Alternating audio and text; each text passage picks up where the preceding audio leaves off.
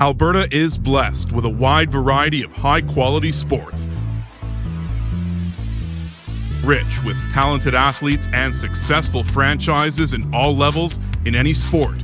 We aim to tell those stories. The Win Column Sports Network was created with one goal in mind, providing professional level coverage of semi-professional franchises, athletes, and organizations in Edmonton. We believe Edmonton can stand proudly behind our moniker of the City of Champions. This city has been home to multiple AJHL championships, a two-time WCBL semi-finalist, numerous WWE signed independent wrestlers, and many more success stories. This is Shane, Hurricane Helms. Hey guys, this is TJ Wilson, aka Tyson Kidd. Ladies and gentlemen, this is Almighty Christopher Daniels. Stories you can only find on the Win Column Sports Network.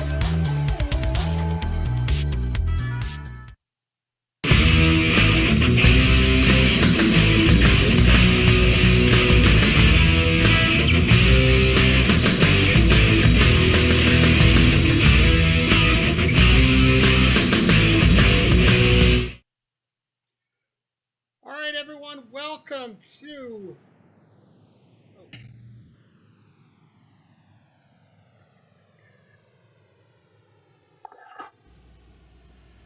All right, everyone, welcome to Conversations with Love Live with your guest, your special host, Spencer Love. And you go What ahead. Do you mean I'm a special host? You go ahead and talk. You go ahead and talk, Spencer, because apparently I can't tonight. No worries, my friend. I am happy to do so, especially when joined by a guest of my caliber. Hello, friend Spencer Love, your host of Conversations with Love, and now the host of Conversations with Love Live. It's a bit of a handful to say, but we'll get through that eventually. My guest this week, someone I always love talking to, whether it's about pro wrestling or everything outside of it, Mitch Clarke, the MPW heavyweight champion. Very excited to have you on, man. It's always great to shoot the shit with you as far as life goes, especially right now when, we're talking a little bit before this, despite the fact that the world shut down. We're two guys who are fairly well equipped to cope with the COVID-19 pandemic. How you doing, man? Thanks for joining me.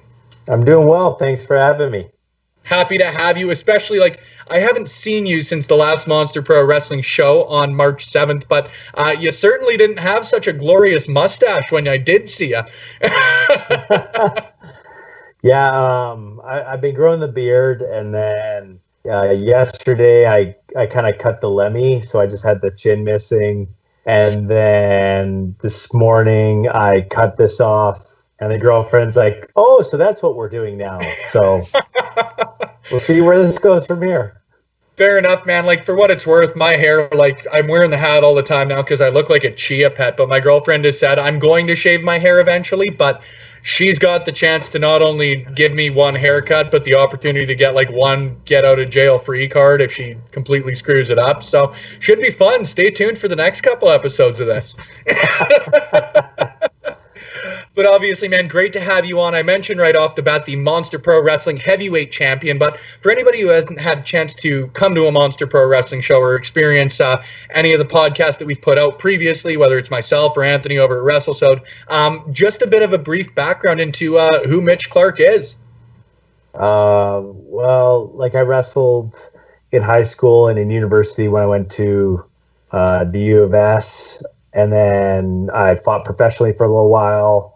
Did okay at that, and then when I retired, I got into pro wrestling, and I started freestyle wrestling again for the University of Alberta because I went back to school. So it's been going pretty good. I've trained by Phil LaFawn and by Massive Damage, so I'm really lucky in that I've had good mentors, and it's been a slow climb to the top of MPW. I'm just trying to branch out as much as possible. 7-time UFC vet, number one ranked in Canada for several years for MMA, several kickboxing fights. Was ranked, I think, between 20 and 25 in the world at lightweight at one point. Just to give perspective, there's almost 32,000 lightweights in the world at one time competing. So I didn't realize there was that many. That's insane.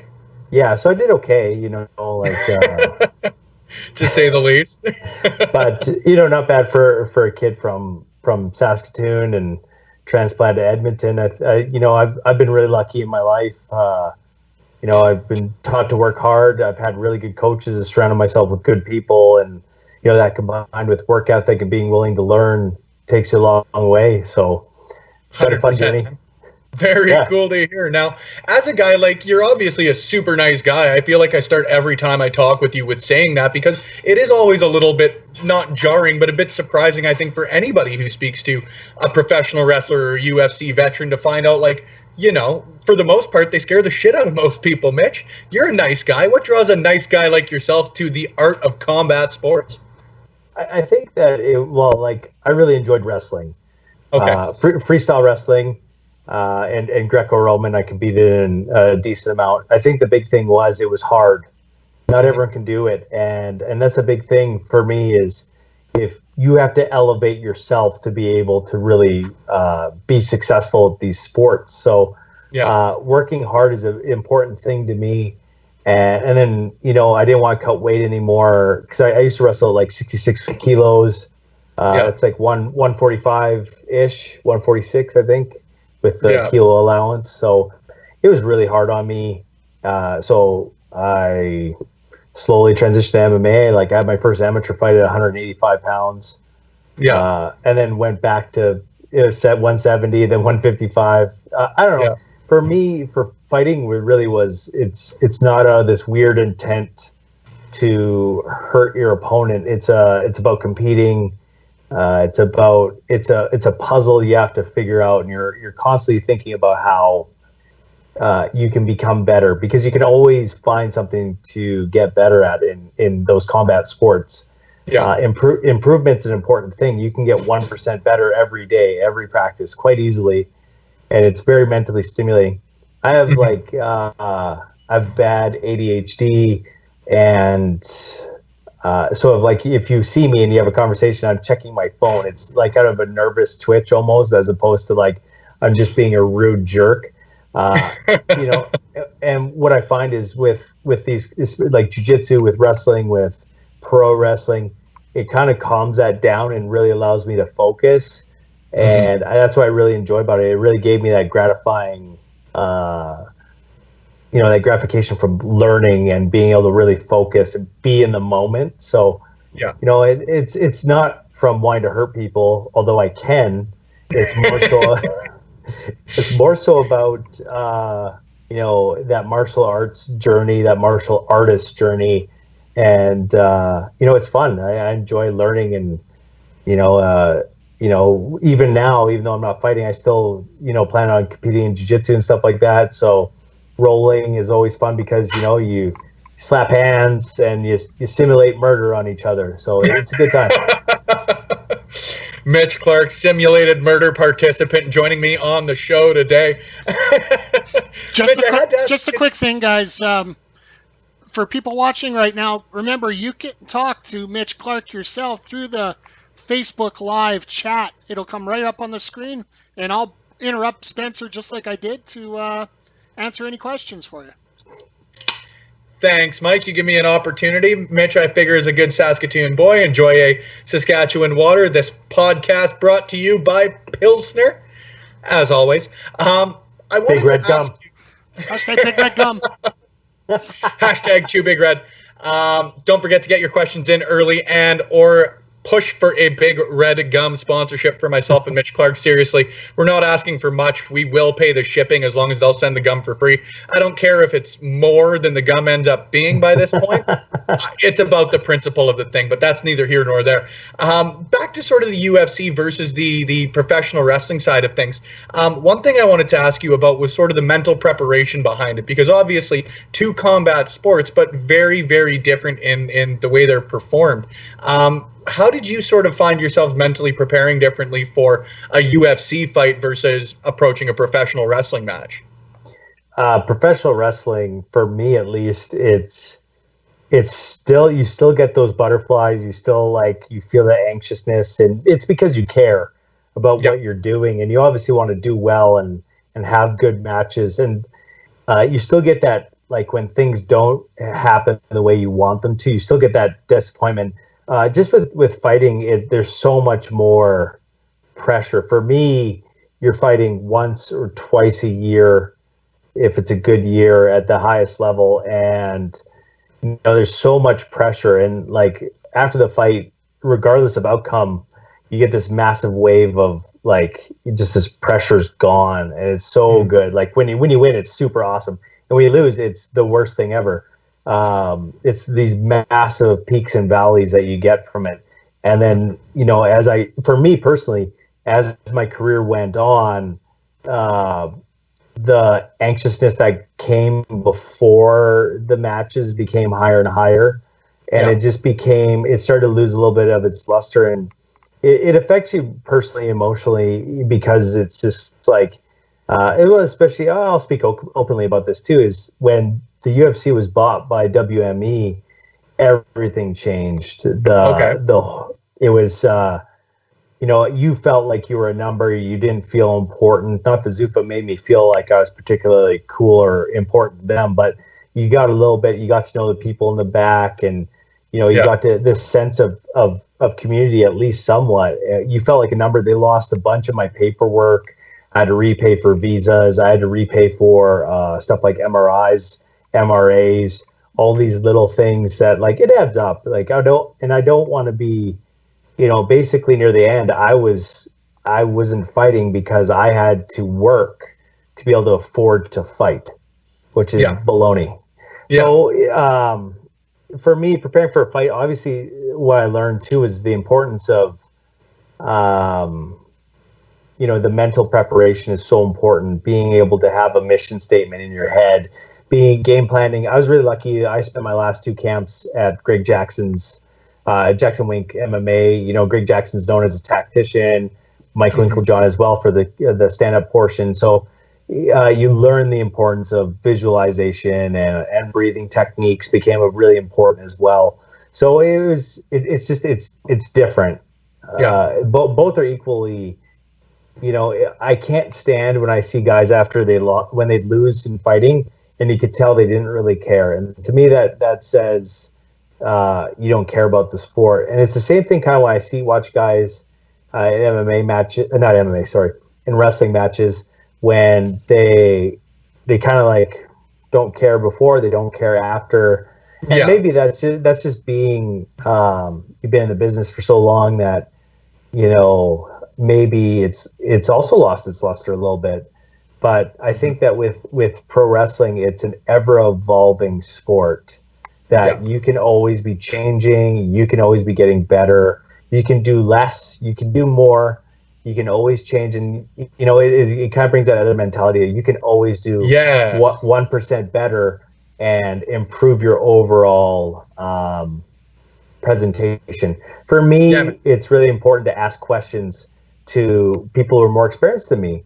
And learn, because I think a lot of people, I'm pretty quiet in the back too. So people maybe take that as standoffishness. It's usually because I'm either in my own head, or I'm thinking, or I'm kind of shy, or like, hey, this guy's probably busy and doing stuff. So I don't, when I get the chance, I try and pick the brain of, I've picked the brain of guys like Heavy Metal, Phil LaFon when he's been in the back, El Assassino, all these guys who I really think are veterans, and be able to ask them what they would do in this situation, what they think about these things, I think is important, because it's a community. Like, no matter how big we think, Alberta indie wrestling or Canadian indie wrestling is, it's a small community, and I believe that we need to really help each other. As opposed to having a crab in the bucket mentality. Man. Couldn't have put it any better. The way that I talk about it sometimes, as far as, the AHL or the WHL, is like, it's not professional hockey sometimes, but it's professional hockey, and you've got to give it that level of respect and treat it as a job, and treat it with something that, you're not just stepping into a ring to, win a match or lose a match. You're going out there to perform. I don't know if that's the best way to put it, but there's just so much more behind it than a win and a loss, right? And you're going to get out what you put in. Mm-hmm. I don't get these guys who they don't train. If they don't train for matches, sometimes I get it. You don't have a school available, but you should be doing tape study. You can always learn, and there's so much, especially with right now. Like right now, I've been talking with Danny Cage from the Monster Factory. Yeah. We've been going back.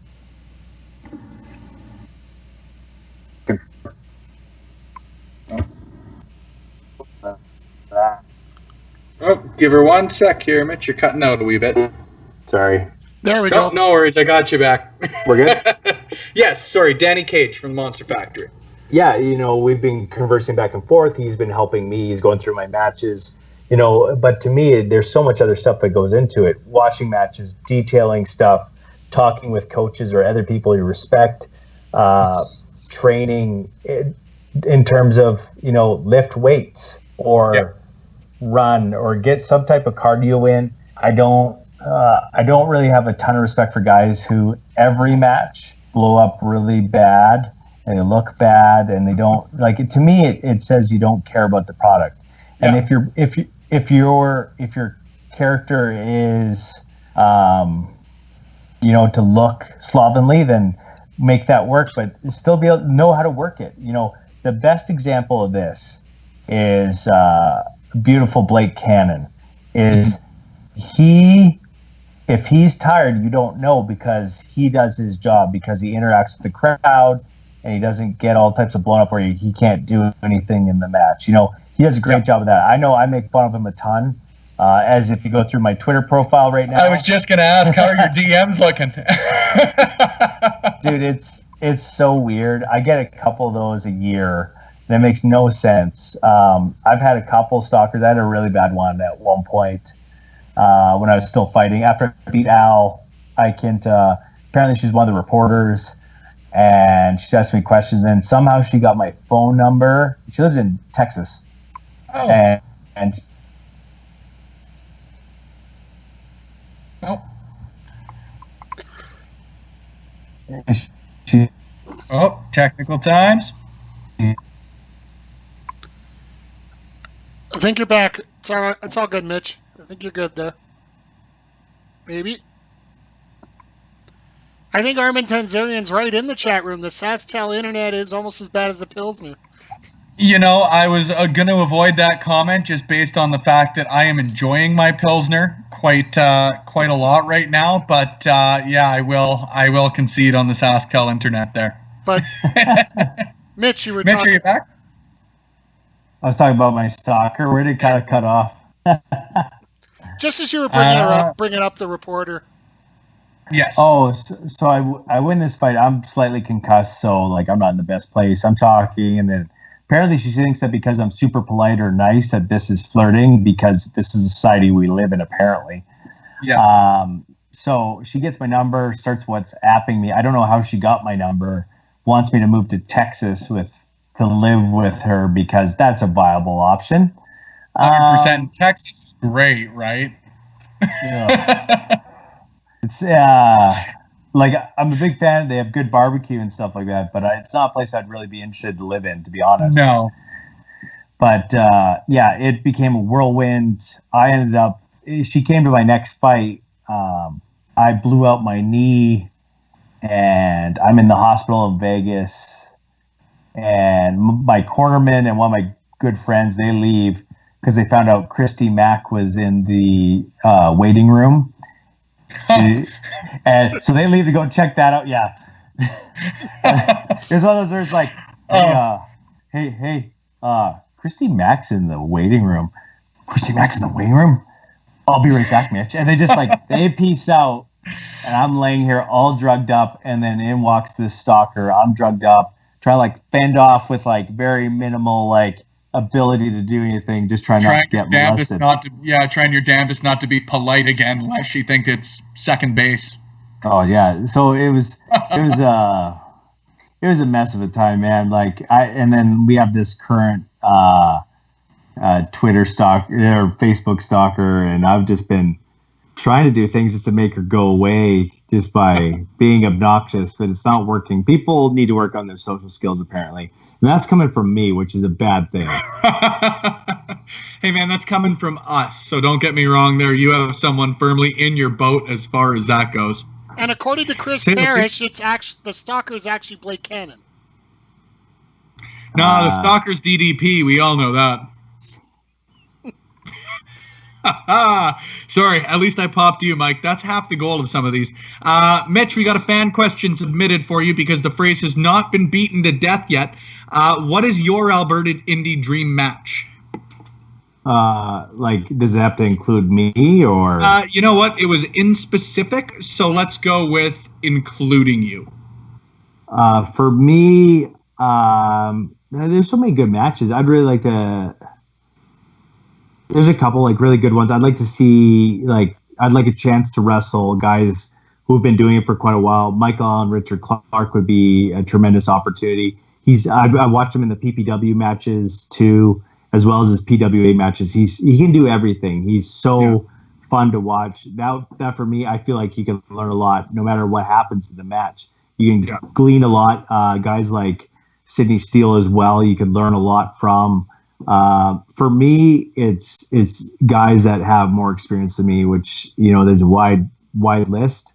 Yeah. But I always love having matches with Cheetah Bear Jude Dawkins. Absolutely, man. I couldn't agree more with you there. Sitting under the learning tree, Mitch Clarke, and I always love to hear it. As far as that goes, though, you mentioned PPW out in Saskatchewan. You've been wrestling for RCW on some of their out-of-town shows. How nice has it been for you as a guy who, with Monster Pro Wrestling, you are one of the more experienced guys, to get out there and wrestle more guys like a Heavy Metal who you brought up previously and just getting out and wrestling different individuals? I think that you learn a lot. You can do so much in training. Yeah. But until you're out there and you're getting real world experience, you learn so much on the fly without words even really being spoken. From Heavy Metal, I learned quite a bit. Wrestling El Asesino, I learned a ton as well. And we didn't even really have to talk about it. It's just learning how they present themselves in the match and what they do and how they operate. I think. It's important to get these experience, get those matches in, and I just learn as much as possible. And that's what makes it fun. That's what should make it a community, is the fact that we're all learning from each other. Like, even though I have less than 3 years experience, but guys can learn certain things because I've been practicing how to murder people with my bare hands for the past 17 years. You can probably pick up a thing or two. So but you have these guys who've been wrestling for 15 plus years, and you're like, cool, I'm going to use this opportunity and learn as much as possible. Yeah, it's a bit of a weird one for you, Mitch, but as somebody who can kill someone with their bare hands, and trust me, that's a fact, man, that I am well aware of and am very respectful of.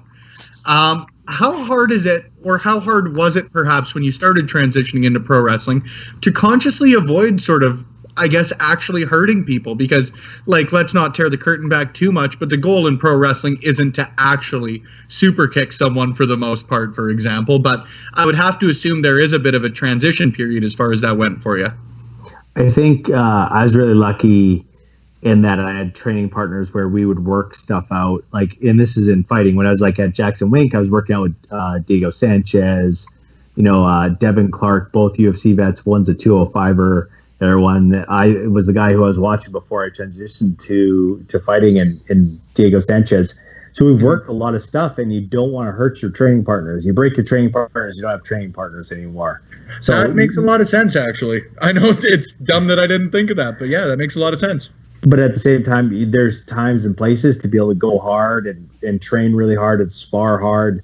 But you also got to be able to have that gentle touch, When I'm getting ready, I'm drilling for jiu-jitsu matches. I was going to do Pan Ams this year, but they got canceled, unfortunately. So for me, it's about you got to have that soft touch, be able to flow. And, so I use that for pro wrestling. Now, I'm not going to let people take liberties, obviously, because I am capable of taking liberties back, and I can do it fairly well. There's been a couple times where guys have been a little bit stiff, and I told them to lighten up, and when they didn't, I sunk in a nice little liver shot, and they kind of lightened up after that. Or like one guy actually poked me in the eye, and I kicked him in the leg, like a leg kick. And like I've had several kickboxing fights, and I ended up fracturing a guy's leg with leg kicks in one of my fights in Thailand. So it's one of those things where I'm okay with I can go hard. Just let me know beforehand. Respect is given, not earned. A couple of comments in the section there. One I'm going to get to first. Chris Pear says, it's easy to kill a man with your hands. Step 1, use your hands to put on a Coda match. Step 2, suicide will follow. Doyle Benson actually asks a question. Where is your favorite city to wrestle in? Ooh, that's tough. I really like I do like wrestling in Saskatoon. I have a ton of fun there. The fans they're smart. They know how to react. They they give good feedback. They start chants. They have a good time. You can interact with them on the microphone. I like wrestling in Edmonton, but I can't stand the constant what. Hey, it's 2002. What? Yeah, I was going to say, what's your least favorite chant? But I feel like you and I have the same answer as far as it goes. It's unoriginal. It doesn't add anything to the moment. If you want me to have proper inflection and stuff on the microphone, give me a dramatic pause instead of saying what. Yeah. So and the thing is like I've been in locker rooms for sports for quite a while now, so I can be witty if I need to, but at the same time, yeah. So for me is if you let me have the conversation, I will. But if you're just throwing up a rope, it's like if you're doing. I assume Mike's done improv. Just seems like an improv guy, but it's always say yes in improv, but like so when it was like, well, here's a baby chicken, you say, what type of baby chicken? As opposed to like, that's not chicken, that's your hands. It's a roadblock. It's a roadblock. Feed into it. Yeah, you gotta like always say yes. You gotta take what you get and work with it rather than try to be confrontational about it, or you're gonna lose the crowd right away. Yeah, exactly. Yep.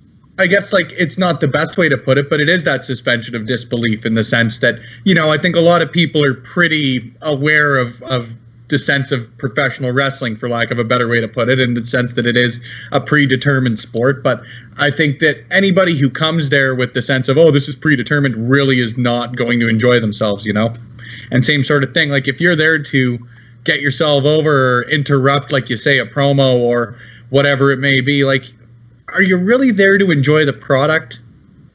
No, like it's how you go into anything. You can go into pro wrestling, boxing fights, MMA, a dance recital. It's whatever attitude you go in to start off with. If you already have those roadblocks up, you're not going to have a good time. Just be open to the experience. Let it happen. With pro wrestling, it gives you all these opportunities to yell and scream and boo and interact. Let it happen, and don't just throw up roadblocks. It's lame.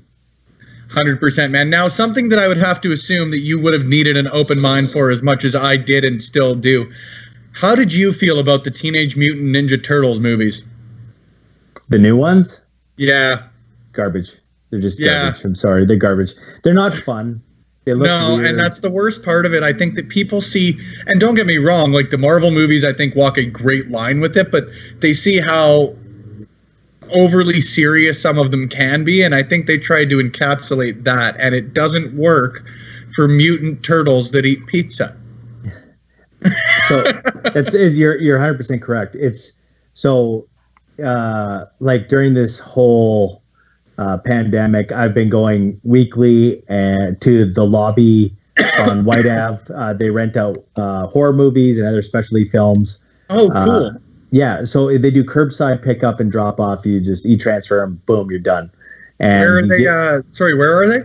Across from Knifeware, they're on White Ave. Beauty. Oh man, yeah. I could literally go there tonight. That's awesome.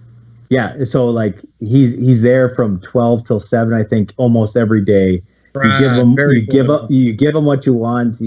But the thing is with horror movies, you have to realize that certain ones have a certain amount of campiness, and that's what makes them great. And if you don't, I think actually, sorry to interrupt, but you brought that up about, was it The Thing when you were talking with Anthony?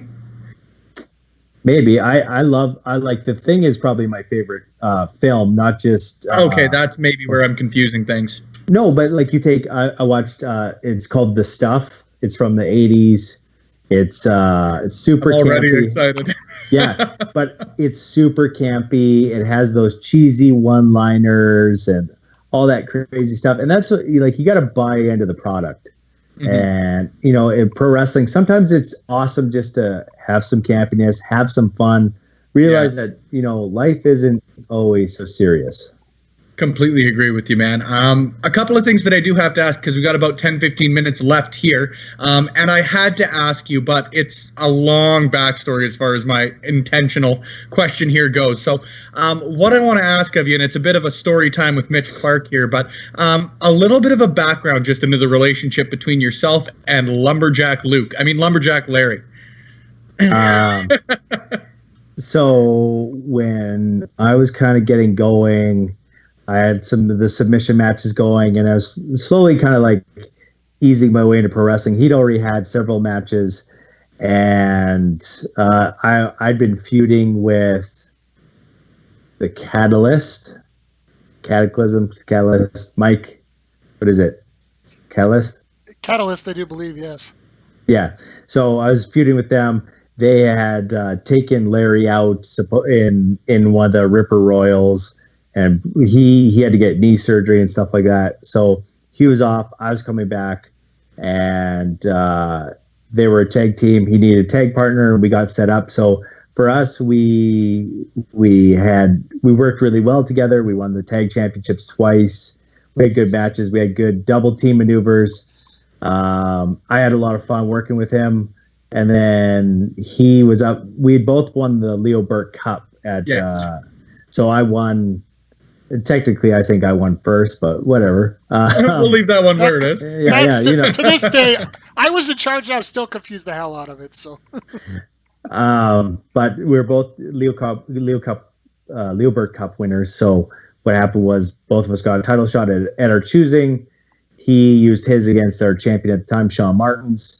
He won his, and I cashed in my title shot, and he might not have been ready, and, you know, I've been champ since. Might not have been ready. Now, the reason I bring it up because who's kidding who here? No. Maybe he wasn't ready. Maybe. I don't know. It's fine. We'll leave that one alone. That's a different story for a different day. But Mitch, the question that I had to ask you, because it's the first time, and you know, I'm lucky enough to have been around as far as Albertan pro wrestling goes for the last 4 years. You were the first individual I have ever gotten a message about specifically that you made a child cry. How does that make you feel? It means I did my job. Like, I get it. I made a child cry because he was sad that at what I did. But the other thing is you also have to remember that I was having garbage thrown at me as I got that title. Like, people were throwing garbage at the ring, and that means that I did my job properly, that everything that I was supposed to do, I did, and I ended up with the title because of it. So, you know, good. That kid sucks. I know. I've been covering wrestling in Alberta for the last 5 years, and I think that's the first time I've ever seen that much garbage thrown in the ring. They were mad. Like, they were legitimately mad. It was beautiful. It was absolutely beautiful, man, because I unfortunately wasn't able to be at that show. I was actually out in Melville, Saskatchewan at the point. But I heard so much about it, and then to actually get a message that, like, hey, I am upset with Mitch Clarke, random sporting news website. He made my child cry. I could not have been more honored to be the recipient of that. It is about my favorite thing to have happened to me as far as this goes. Again, just in the interest of saving time here, I am just going to be asking questions a little more rapid fire than usual. But one guy that I needed to ask you about, because I've had the honor and privilege of meeting him just once, but he's been a huge influence in your career, is Sergeant Hazard. And he's a huge influence on your career in professional wrestling as well. So maybe, again, I know it's a bit of a story time with Mitch Clarke, but just a bit of an opportunity to take me through sort of his influence on your pro wrestling career. So for me, I actually first met him. He was working as a commissioner for the Edmonton Combative Sport Commission, and cool. yeah, so yeah, I was always coaching but it just he was a big part in that commission. I'd talk with him because it was nice to talk to people that weren't meatheads, and there's some on both sides, on the fighter side and on the commission side, executive side. Yeah. So we got along really well. Both of us understand our passion for our decided sports. When he was always a big, he supported me really well. He was always a big fan, and he's a good person. Yeah. And when I finally started to decide I wanted to transition to pro wrestling, he was one of the first people I had talked to, and he's always been really good at giving me good information, who to talk to. And I was straightforward with him too. Is like I'm receptive, so I always take whatever he says. He's a veteran, and he's not going to steer me wrong. And because why? Like, I don't get these weird ribs in that way. He wants me to be successful, and I pay homage to him. He's been a great influence, a great mentor, and he's a great person. Yep. Completely agree, man. Like I said, I only have had the opportunity to meet him in person the one time, and what a great individual that he is. You've mentioned often your influence that Randy Savage has had on your career. Give me your best Macho Man Randy Savage. No. Shit, I was hoping I could at least get a little bit in there if I threw them in as rapid fire, man. Okay, that more than makes up for every portion of that. No. Oh yeah, it's in our office. I have another picture of Macho Man giving Jesus the Macho Man elbow drop. So I'm weird, but he was I think he was such a good wrestler. He had so many different spots. His promos were obviously magnificent. Yeah. His in-ring work is awesome. It's a weird way to put it, Mitch. Do you think that Macho Man's underappreciated just because of the era he grew up in? Because, I didn't get the opportunity to watch Hulk Hogan in his prime, obviously, but you just hear about this massive figure in pro wrestling. Do you think that despite how good everybody does know he still is a bit underrated? I think it was really a tough time because you're competing with guys like Hulk Hogan and Ric Flair and the Ultimate Warrior and all these other such big the big personalities, big people. Yeah. You ask a lot of people what one of the best matches ever was everyone say WrestleMania 3, Ricky Steamboat against Macho Man. And I think that not so much he's underappreciated, but he's known only for his promo work as opposed to everything else that he's able to do really well. He snapped into a Slim Jim like no one knows. He brought this other aspect in terms of with having a valet like Miss Elizabeth. Mm-hmm. He was the bad guy and she was the good girl. It kind of it really changed a lot of things. His feud with Jake the Snake was crazy to watch. The whole Cobra thing. It's just and he was Bonesaw McGraw and Spider-Man. There we go. I was waiting for it. You can't leave the man's arguably greatest accomplishment off the list. Yeah.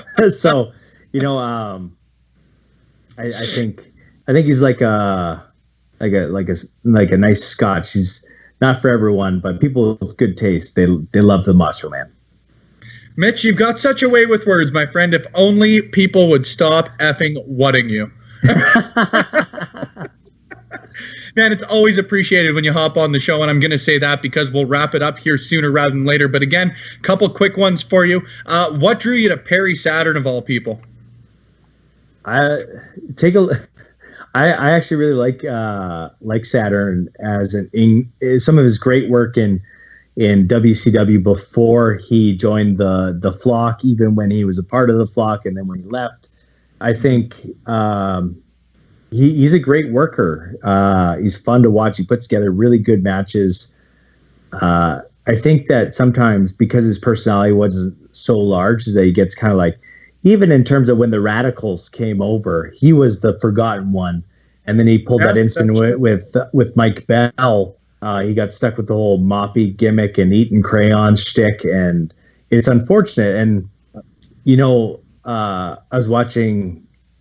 I feel so bad for the guy because he's lived hard and he's had this obviously CTE because of taking unprotected chair shots. Also, when he smashed his skull in that one match where they say he broke his skull. So he's a guy I really like. When he was doing those GoFundMe's, I contributed to it because this is someone that I grew up watching and I really appreciated his work. So he's a good worker. I think that he's actually underrated for how good he is. Fair points, my friend. 100% fair points. I also know that you are a formerly known as Killer Cross fan, now known as Karrion Kross. What'd you think of his entrance last night? What'd you think of the debut? I think he did an amazing job, especially because, you watch his matches, he feeds off that crowd. Whether it's been in his other matches or in Bloodsport, he really feeds off the crowd. And I think he did an amazing job with the fact that there was no one in the arena, and he still made it, give you some goose flesh and make you feel like you're a part of it. And that to me says that he did his job. 100%, man. Now you bring up Bloodsport. I'm glad you bring it up because it's got one of the last ones that I have for you. Mike's also got one for you before we close it out here. Everybody talked about dream matches. I asked you earlier about the Alberta Indie Dream Match, but what is your Bloodsport specific dream match that you would want to have? There's a lot of really good guys. Obviously, having a match against Minoru Suzuki would be cool, although very violent. Josh Barnett would be cool. But for me, my Bloodsport match would be me versus Kenny Lush. Oh, wow. Mitch, I love you. I absolutely love you. You're the man, and I'm going to let Mike get the last question in here, but I always leave the last segment for my guests to plug their social media of anybody that I would suggest people follow on social media. Mitch is one of those individuals. So, Mike, I'll turn it over to you. I didn't want to say I'll turn the mic to Mike, but I did there anyways. So we'll leave it. Go ahead, Mr. Referee. All right, Mr. Clarke, while I'm not proponing anything about gambling, I do have some friends that would like to wager some stuff. Do you have any tips about what's going on this Saturday? I think I might go Tony Ferguson by TKO due to cut. At no point has he been shown that he's been dropped by guys by heavy punchers like Justin Gaethje. Gaethje has that. He's always dangerous, but the thing is, Tony Ferguson is one of those guys that is hard to predict. He has razor sharp elbows. He's also a gigantic lightweight. He's one of those people who I was like, I'm a big lightweight because come fight time, I was usually about 180 pounds. He was bigger than me. Him and Michael Chiesa were the two guys where I noticed they were noticeably bigger. So I'm going to go Tony Ferguson. He's a big guy. He's insane, which I think really plays into his favor. And, so I'm going to pick Tony. He's always dangerous. He can wrestle, he can strike, and he's got good jiu-jitsu. So I'm picking Tony. Excellent call, my friend. Perfect. Spencer, I did not spend all our win column reserve money on that bet right now. But anyway, back to you, Spencer. Oh, yeah, all that revenue we're making with no live professional wrestling going on, Mike, 100%. You spend the nothing we've got, and I will reap the benefits from that. Mitch, thanks once again, my friend. It's always a blast having you on the show. It's always a blast to get the opportunity to speak to you, whether pro wrestling or anything outside of it, my friend. If people want to get the same opportunity I was lucky enough to have tonight, they ain't going to get a live chat, but they may be able to keep track of you on social media. Where can they do so? You at Mitch Clarke MMA on Instagram and on Twitter. Twitter is usually just random thoughts a lot of the time, or my escapades of being a dumb kid, basically a dumb man child. Mitch Clarke MMA is also my Facebook, or you come to an MPW show, you watch. I've been really lucky to have good mentors in Massive Damage and in Phil LaFawn, and you come to one of those shows, or if I'm out of town, I'm probably on an RCW show in Alberta or PPW in Saskatoon. Book me. I want to wrestle as much as possible. So, if anyone's out there, I just want to have more matches, and I want to keep learning and keep getting better. So. I love it, man. And if anybody's got the opportunity to get out there, I love to tell anybody that I get the opportunity to support your local independent wrestling. But if Mitch Clarke is on the card, drop what you're doing and make sure you support your local independent wrestling. Mitch, great to have you on the show once again, man. I hope to do it once more sooner rather than later. Hopefully we get some live pro wrestling to get to talk about the next time we get you on here, man. But it was great to have you, and thanks again. Thanks for having me. Anytime, my friend. Mike, I usually let you have the wrap-ups on this one, so I'll take this opportunity to plug my stuff coming up tomorrow on the WCSN. If you are a fan of Major League Wrestling, as I know that you guys are if you've tuned into the show in the last little bit, Mance Warner, Old Manser, the king of big dog style, the Southern Psycho, joining me on the show. That was an absolute blast. I hope you guys all tune in for that one, because it is a fun one to listen to. If you've watched anything from MLW over the last little bit, you'll know exactly what I mean as far as it goes for him. Then in the next couple of weeks, a few more guests coming up. Quinn Hawksley, no longer with Monster Pro Wrestling, but a former MPW star, moving over to RCW. Her first interview comes out next Wednesday. The Voros twins join me the Friday following. And then, sandwiched in between those, my next edition of CWL, Aiden Adams is joining me on the show, one half of the Above Average Joes. It's going to be a blast. Get your questions in early. Not sure who we're going to try and get the sponsorship for on that one, but don't forget, if you want Mitch and I to get that Big Red sponsorship, use the hashtag ChewBigRed whenever you tweet us. It would really mean a lot to us personally. We want that free gum. That cinnamon flavor not only freshens your breath, but entertains you while you go about your daily tasks. Mike, I'll throw it to you. Absolutely. Before we go, Mitch, just a comment here by Privileged James Crowder, a.k.a. Jeremy Copeland, about talking about how you are a Instagram meme king. That's true. You know what? I'll back that one up. I did not see that comment in there till now. 100% though. I routinely take them, but I'm at least courteous enough. I'll usually message you when I do. Nice. Like my Instagram is either pictures of my corgi or me just shit posting memes a ton. So I keep it spicy. And the best part about Mitch Clarke's tweets, and this is the one thing I hate most about COVID, when you're sitting in class being bored. Those are the best. But I miss doing those. Absolutely. Well, coming up on the network in terms of video, we got a ton coming up here. And it might actually lead to a question if this dang video would go up. Coming up next on this Saturday, we are going to have the Northern Alberta Invitational, the semifinals and the final coming up, 4 p.m. on the Wrestling Rodeo YouTube. And then at 7:15 p.m., a special start time on Saturday. And Mitch, I got to ask you why you're not.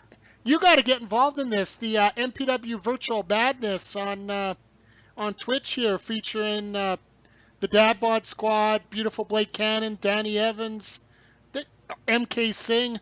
They're all in it. Why aren't you there? Man, I gotta let the chumps have something, right? I just thought you'd want to beat up on Blake Cannon regardless, but...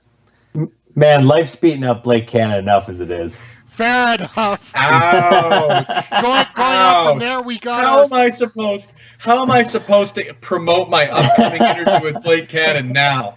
We'll find a way. Oof. Our next video, you can see the rest of them on there.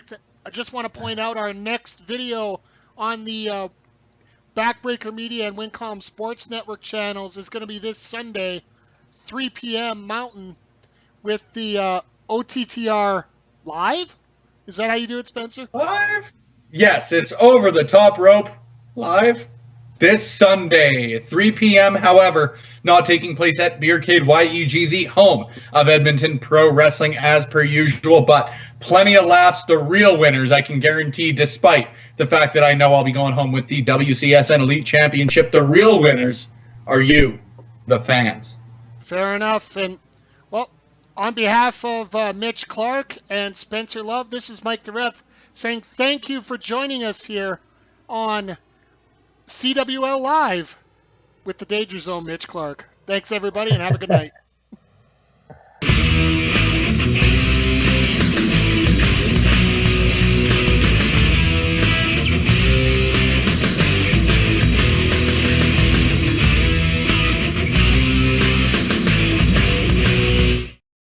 Alberta is blessed with a wide variety of high-quality sports,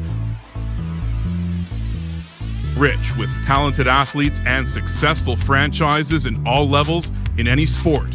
We aim to tell those stories. The Win Column Sports Network was created with one goal in mind: providing professional-level coverage of semi-professional franchises, athletes, and organizations in Edmonton.